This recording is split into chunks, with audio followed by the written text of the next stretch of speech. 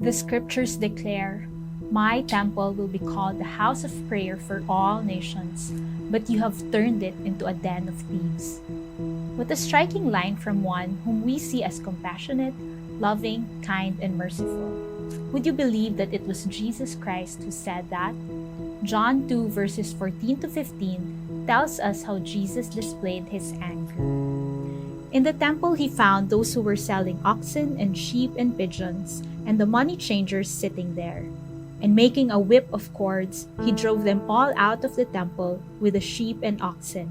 And he poured out the coins of the money changers and overturned their tables.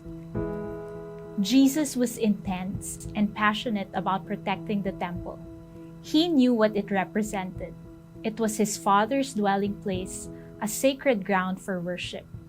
And when Jesus saw how the temple was becoming a marketplace instead of a house of prayer, he displayed his anger. Jesus was so full of righteousness that he was indignant with sin. As leaders who follow Christ, we have to be the same. We have to shift to seeing through God's perspective and not our own. Sin still exists, and we experience its consequences. Corruption, immorality, injustice, oppression, rebellion, and the list goes on. That should anger us. We are not to tolerate it. Our passion for God's righteousness should move us to take action against what is unrighteous. The Holy Spirit can help us respond in addressing the real issue of sin and facing our true enemy, the devil called Satan.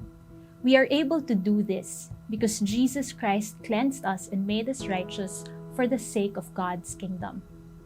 Let us choose to stand for what the Bible defines as righteous. Let our actions be driven by the pursuit of God's righteousness in our lives, our communities, and in the nations. For if we don't stand for something, we will fall for anything. I pray that we will become leaders who will rise up and train others in God's righteousness. Have a great day.